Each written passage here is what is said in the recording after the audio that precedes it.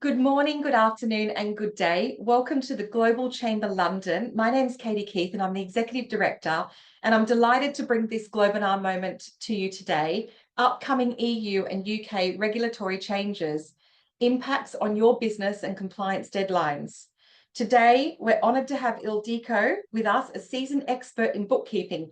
Bookkeeping not only in the UK, but also in the US and across Europe, a really global reach.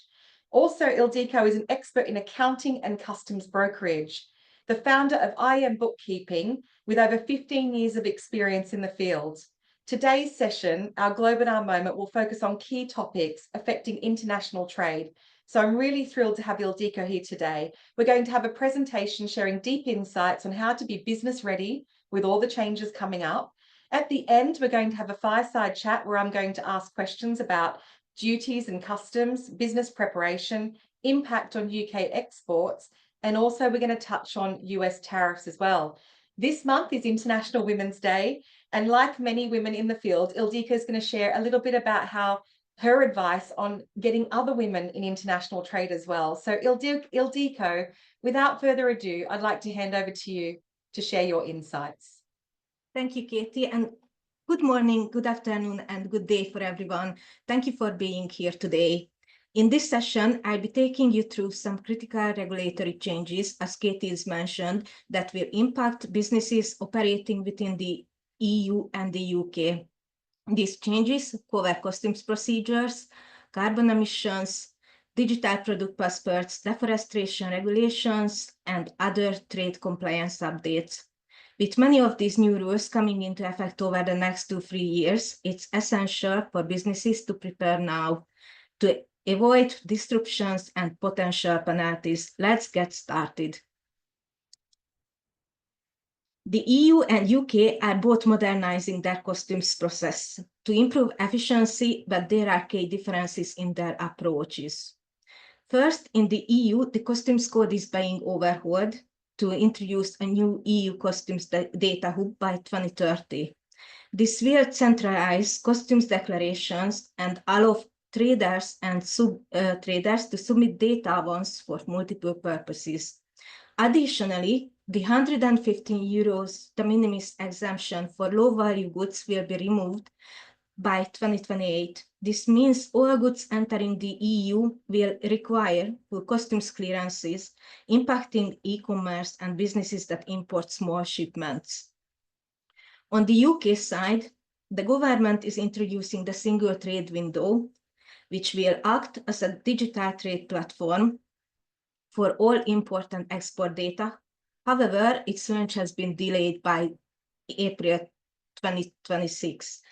By July 2025, the UK will also enforce full border controls on EU imports, meaning physical checks will become mandatory. Businesses importing goods from the EU must be ready for these procedures.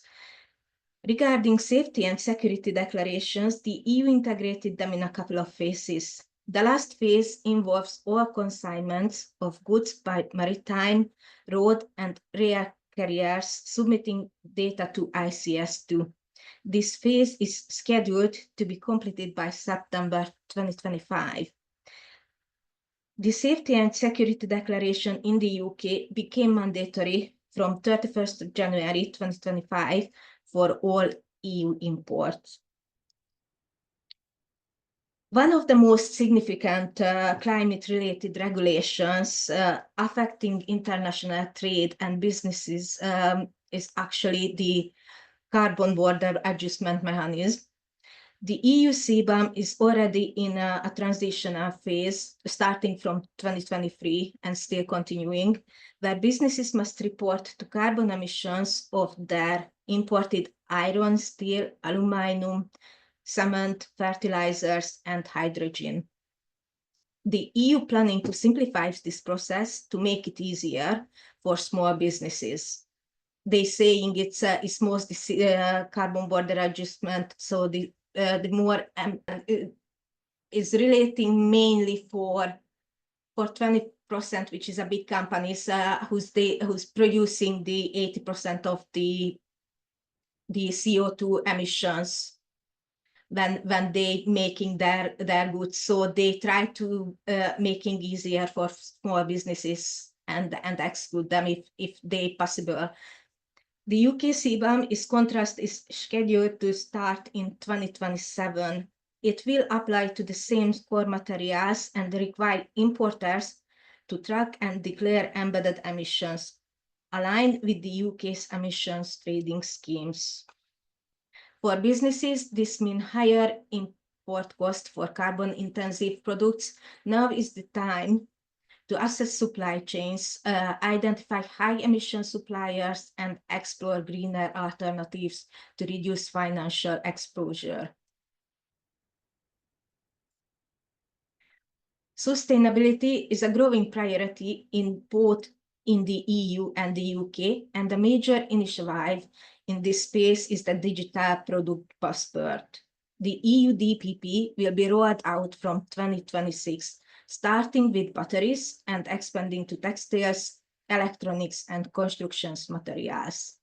This passport will provide detailed product traceability, including information on carbon footprint, repairability, and recyclability.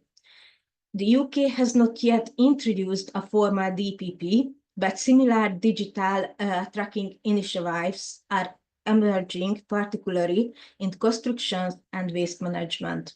By 2026, UK businesses will also have to comply with sustainability disclosure requirements, SDR, which will mandate reporting on environmental impact and supply chain emissions.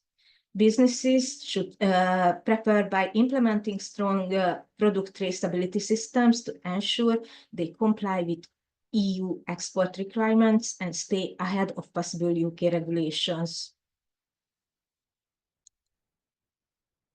Next, we have deforestation regulations, which will significantly impact businesses dealing with agricultural and forestry-based products. The EU deforestation regulations takes effect in December 2025 for large companies and mid-2026 for SMEs. It covers cattle, beef and leather, cocoa, coffee, palm oil, soy, rubber, and timber. Companies must provide geolocation data for farms supplying these products to prove no deforestation has occurred after 2020.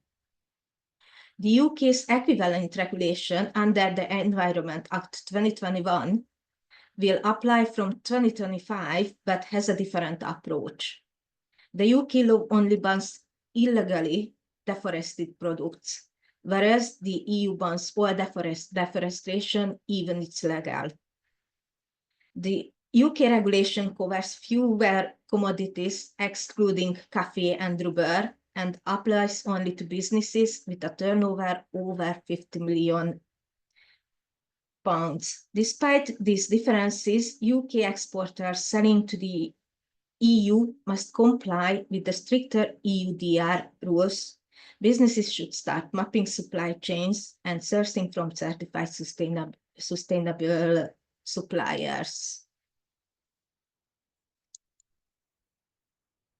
And a couple of other regulatory changes is coming up. Well, beyond these major policies, there are several other trade and compliance changing. What we need to aware of: extended producer responsibility for packaging, EPR. The EU is expanding its EPR packaging rules in 2025, but I think it's over 2-3 years is already in the EU. The UK's EPR fees will start in October 2025, a 1-year delay from original plan. Mandatory digital waste tracking. The UK will implement full digital waste tracking from April 2026. The EU is introducing similar initiatives under its circular economy plans. Chemical regulations, REACH updates. EU is tightening restrictions on hazardous chemicals. UK REACH registration deadlines have been extended to 2026, 2028, and 2030, depending on volume.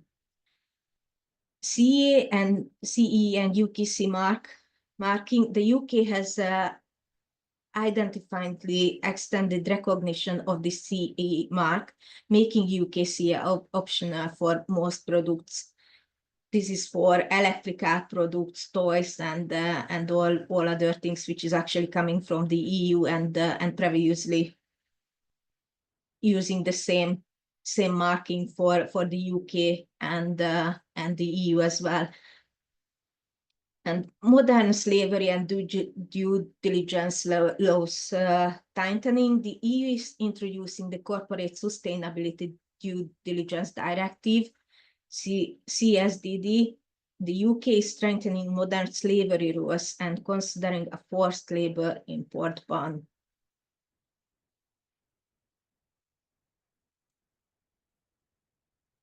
So these regulatory changes highlight growing divergence between EU and the UK trade rules.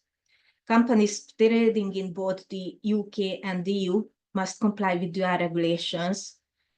For example, EUDR versus UK FRC, CBAM customs rules. Businesses should align with the stricter EU standards where necessary to avoid market restrictions, and proactively monitoring changes and adapting compliance strategies will be key to staying ahead. And to recap, here are the key deadlines businesses should prepare for. 2024-2025, UK full import controls, EU CBAM reporting, UK EPR fees. 2026, EU CBAM full implementation, first DPP rollouts, UK sustainability reporting backings. And 2027, UK CBAM starts, further EU sustainability measures being introducing.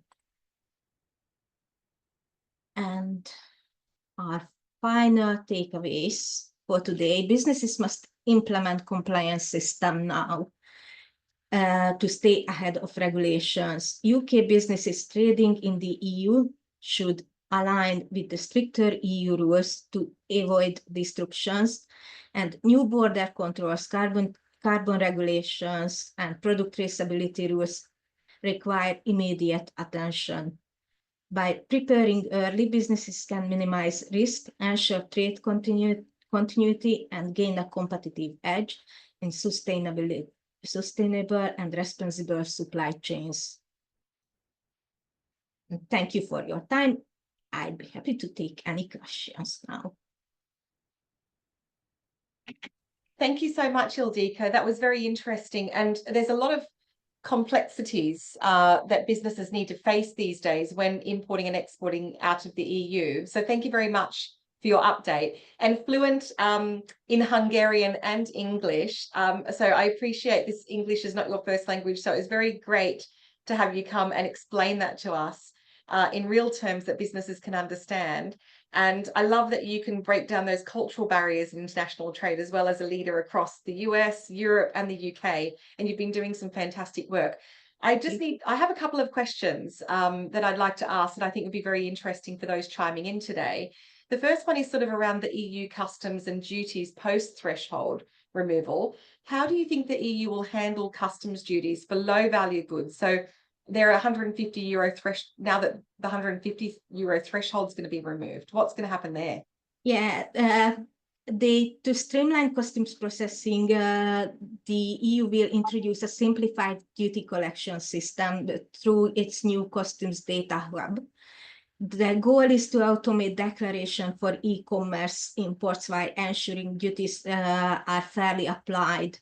This means online retailers and logistics providers must integrate with the EU's new customs platform to facilitate compliance and avoid delays. And they actually planning, if I could remember, only 4 kind of duty percentage, which is apply each product. But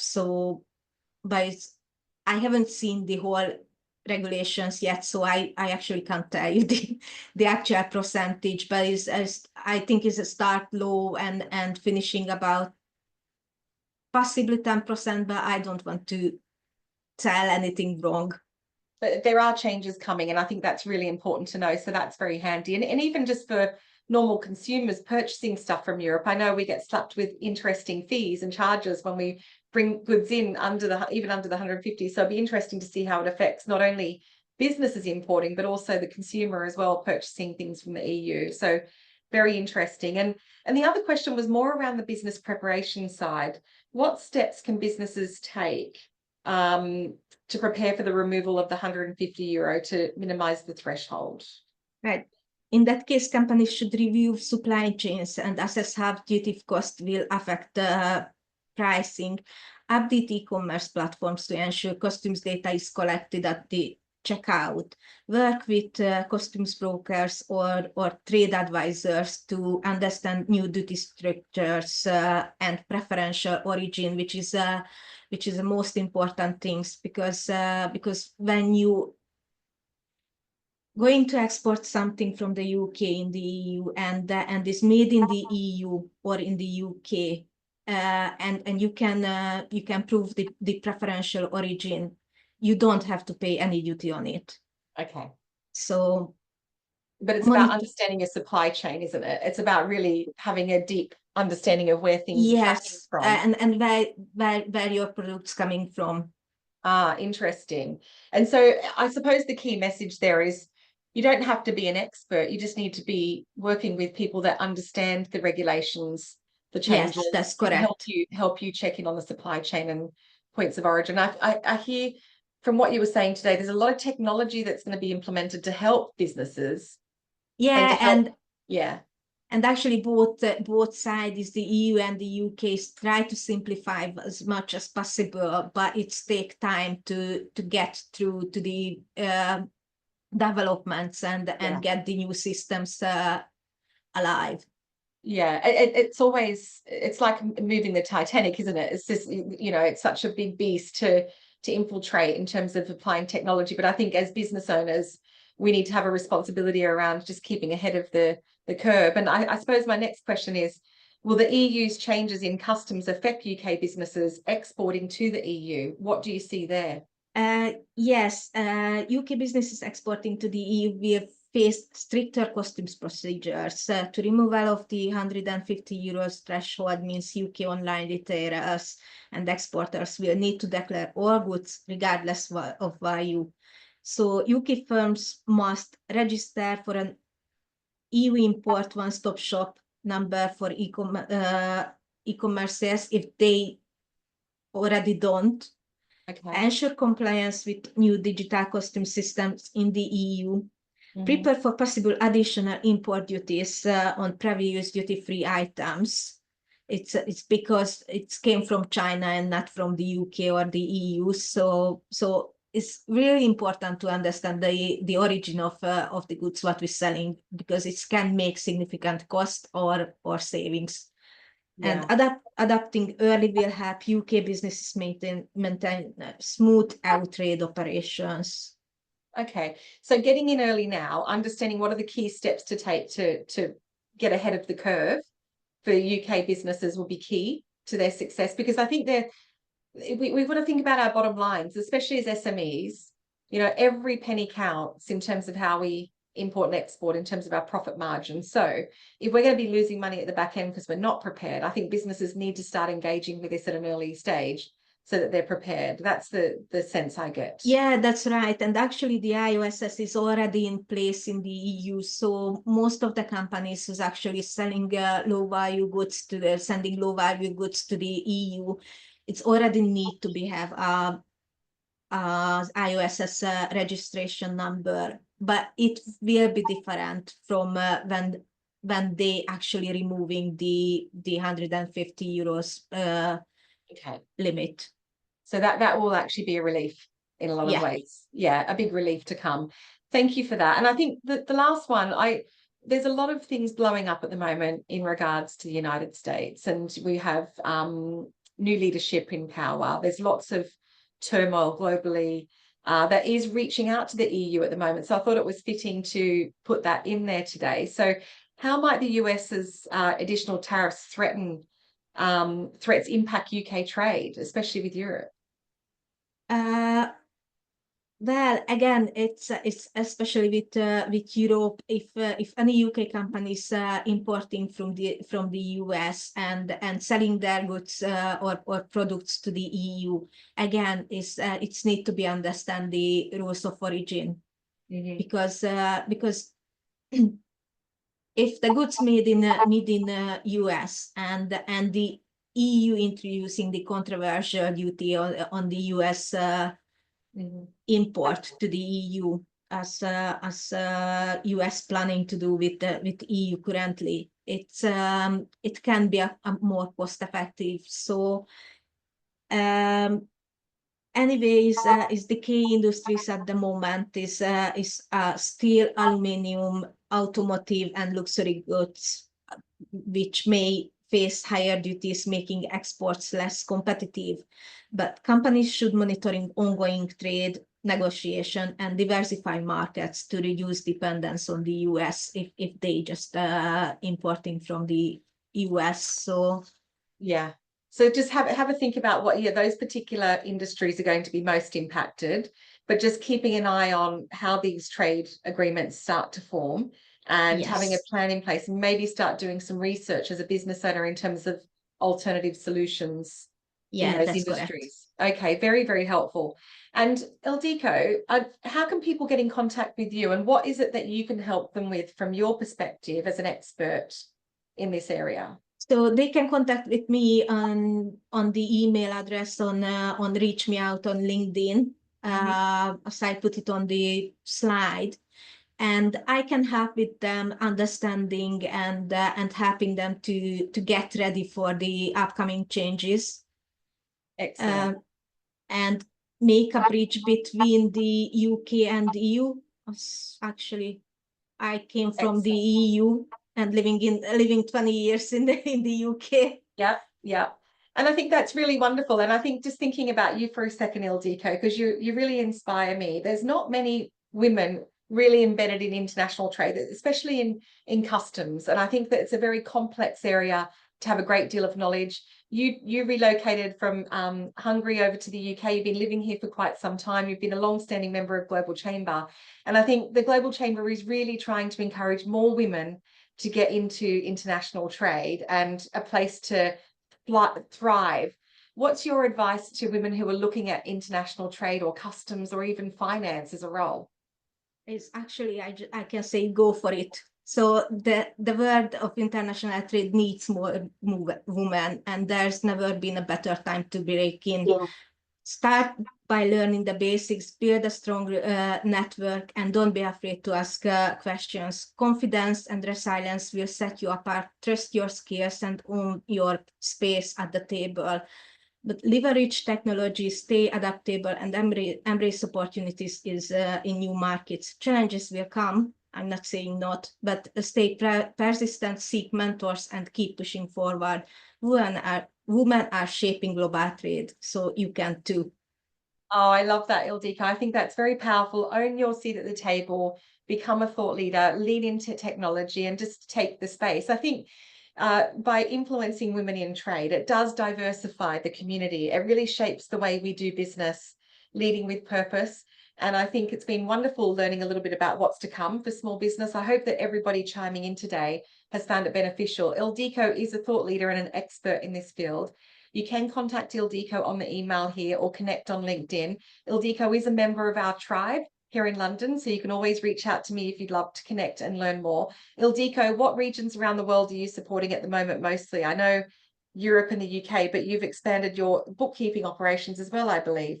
Yes, I'm extending my bookkeeping to the US. So if anyone needs a qualified bookkeeper, just reach me out, and I can help with the bookkeeping things as well. Get your books organized, and let's see how we can work together. Yeah, I think it's so complex keeping on top of everything. I know a lot of businesses in our community here in Global Chamber have operations and do business in the US. So please feel free to reach out to Ildiko. Ildiko, thank you again for your insights there, your time. I really value the support that you give us here at Global Chamber. If anyone would like to connect with us to learn more, please let us know. But we'll leave you for now. And thank you again, Ildiko. Thank you, Katie. Thank you.